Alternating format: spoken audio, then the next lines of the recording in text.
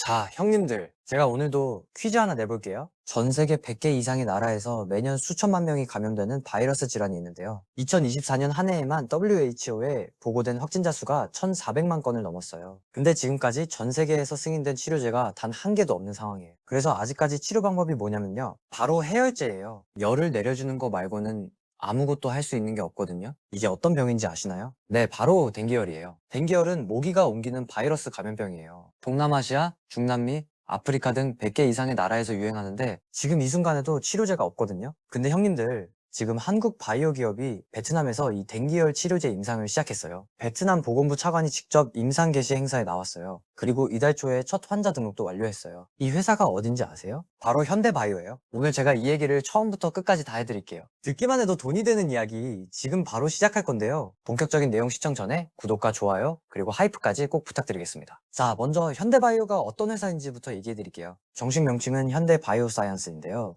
코스닥에 상장된 바이오 기업이고 시가총액 약 1조 4천억 원, 코스닥 93위예요. 그런데 이 회사가 만드는 게 굉장히 독특해요. 바로 범용 항바이러스제인데요. 일단 범용 항바이러스제가 뭔지 알아야 이 회사가 왜 특별한지 알 수 있을 것 같아요. 기존 항바이러스제는 어떻게 만드냐면요. 특정 바이러스를 타깃해서 그 바이러스에만 효과 있는 약을 개발해요. 코로나 치료제는 코로나에만, 인플루엔자 치료제는 독감에만. 이게 기존 방식이거든요. 그런데 현대바이오는 다른 방식으로 만들어요. 바이러스 자체를 공격하는 게 아니라 바이러스가 증식하는 세포 환경을 바꾸는 거예요. 오토파지라는 게 있는데요. 이게 세포가 스스로를 청소하는 자가포식 기능이거든요. 이 기능을 활성화시키면 바이러스가 세포 안에서 증식을 못하게 돼요. 그 방식으로 만든 약이 바로 제프티예요. 영어로는 XAFTY라고 쓰고요. CpCOV03이라는 성분명이고 니클로사마이드라는 오래된 구충제 성분을 약물 전달 시스템으로 재창출한 거예요. 자, 그런데 이 방식이 왜 대단하냐면요. 일단 바이러스 자체를 공격하지 않기 때문에 변이에 강해요. 코로나 바이러스가 계속 변이하면서 치료제가 효과를 잃는 경우가 있잖아요. 세포 환경을 바꾸는 방식이기 때문에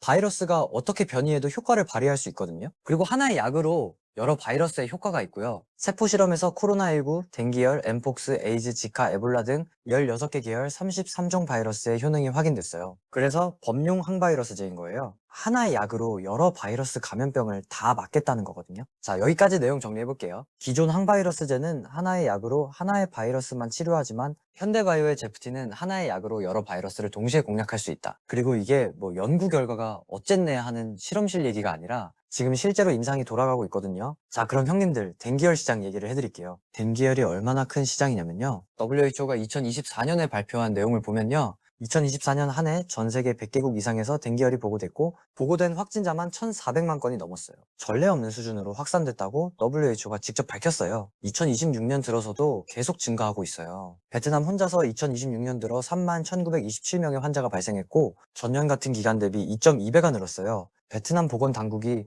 사실상 팬데믹에 준하는 비상사태를 선포했고요. 그런데 문제가 뭐냐면요. 전 세계에서 승인된 댕기열 치료제가 없어요. 하나도요. 해열제, 수액 보충, 통증 완화. 아직까지도 이런 게 전부예요. 병원에서 할 수 있는 게 통증과 증상을 줄이는 것 뿐이지 바이러스를 잡는 약이 없는 상황이거든요. 이런 시장에 현대바이오가 딱 하고 들어간 거예요. 현대바이오가 제프티로 댕기열 임상 2상, 3상을 동시에 설계했어요. 어디서 하고 있냐면요. 바로 베트남이에요. 실제 환자가 넘쳐나는 곳에서 임상을 하는 거거든요. 3월 5일에 하노이 롯데호텔 컨벤션 센터에서 글로벌 임상 개시 행사가 열렸어요. 여기 누가 왔냐면 응우엔찌 특 베트남 보건부 차관이 왔어요. 부찌엔 탕 내무부 차관도 왔고요. 베트남 의학총회 회장, 의약품관리국 부국장, 베트남 보건행정의 핵심 인사들이 다 온 거죠. 이게 어떤 의미냐면요. 베트남 정부가 이 임상을 국가적으로 지지하고 있다는 거예요. 베트남 입장에서는 자기 나라에서 가장 큰 공중보건 문제인 댕기열을 해결해 줄 수 있는 회사가 왔으니까요. 그리고 4월 9일에 첫 번째 환자 등록이 완료됐고요. 4월 10일에 공식 발표가 나왔어요. 임상이 실제로 돌아가기 시작한 거거든요. 임상 예상 종료 시점은 2026년 12월이에요. 올해 연내에 결과가 나올 수 있어요. 그리고 이 임상의 설계가 굉장히 독특한데요. 파트 1이 댕기열이에요. 근데 파트 2가 있어요. 지카 바이러스, 인플루엔자 A, 코로나19 등으로 적응증을 확장하는 바스켓 임상이에요. 댕기열에서 효능이 확인되면 같은 약으로 다른 바이러스 감염병으로 확장하는 거예요. 한 번의 임상으로 여러 적응증을 동시에 검증하는 전략인 거죠. 형님들, 그리고 또 하나 중요한 게 있는데요. 현대바이오가 한국 기업 최초로 미국 국방부 산하 의료화 생방방어 컨소시엄 MCDC 정회원이 된 거예요. MCDC가 뭐냐면요. 미국이 생물학적 위협이나 신종 팬데믹이 발생했을 때 즉각 투입할 수 있는 의료 자산 목록을 관리하는 곳이에요. 여기 정회원이 됐다는 건요. 미국 국방부가 제프티 제프티를 전략 자산으로 인정했다는 거예요. 바이러스 공격이나 팬데믹이 오면 제프티를 바로 쓸 수 있는 약으로 보고 있다는 거거든요. 그리고 댕기열만 있는 게 아니에요. 페니트리움이라는 파이프라인이 있는데요. 이것도 니클로사마이드 기반인데 이건 항암제예요. 오토파지 활성화로 암세포의 에너지 대사를 교란하는 거예요. 4월 20일, 그러니까 사흘 전에 식약처가 전립선암 병용요법 임상을 승인했어요. 전립선암 1차 표적 항암제인 엔잘루타마이드랑 페니트리움을 같이 쓰는 임상이에요. 5월에 서울대학교 병원에서 환자 모집을 시작하거든요. 내성이 생겨서 기존 표적 항암제가 안 드는 환자들한테 페니트리움을 병용하면 다시 효과를 낼 수 있는지 검증하는 거예요. 유방암, 폐암 환자를 대상으로 한 임상도 준비 중이고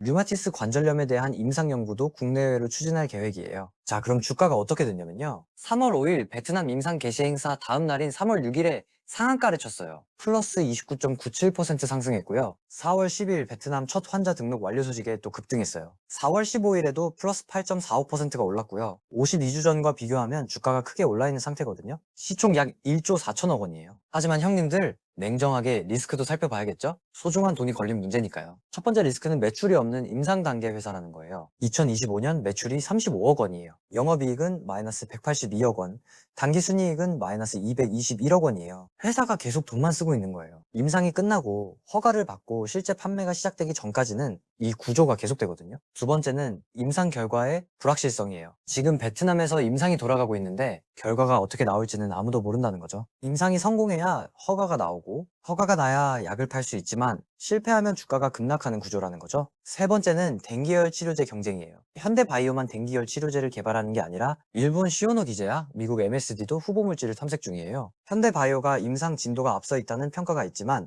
독점이 아니라 경쟁이 치열해질 수도 있어요. 네 번째는 투자 경고 종목 이력이에요. 올해 2월에 주가가 단기 급등하면서 투자 경고 종목으로 지정된 적이 있거든요. 변동성이 굉장히 큰 종목이라는 신호예요. 다섯 번째는 임상 시점 리스크예요. 임상 예상 종료가 2026년 12월이에요. 연내 결과가 나온다는 게 목표인데 임상은 늘 예상보다 늦어질 수 있어요. 결과가 늦어지면 주가 모멘텀이 약해질 수 있거든요. 이 점들 꼭 참고하시면 좋겠어요. 자, 형님들, 오늘 얘기 다시 한번 정리해 볼게요. 현대바이오는 범용 항바이러스제 제프티를 개발하는 바이오 기업이고 2024년 한 해에만 100개국 이상에서 1,400만 건이 넘게 보고된 댕기열에 아직까지 전 세계에 승인된 치료제가 없는 상황이고요. 현대바이오가 그 공백을 노리고 베트남에서 임상을 시작했고요. 베트남 전 보건부 장관과 보건부 차관이 임상 행사에 직접 나올 정도로 국가적인 차원의 관심을 받고 있고 4월 9일에 첫 환자 등록이 완료됐어요. 임상 예상 종료는 올해 12월이고요. 여기에 페니트리움으로 전립선암 임상까지 식약처 승인을 받으면서 파이프라인이 동시에 돌아가고 있어요. 미국 국방부 MCDC 정회원 자격도 갖고 있고요. 근데 매출 35억에 영업손실 마이너스 182억, 임상 결과 불확실성, 경쟁사 존재,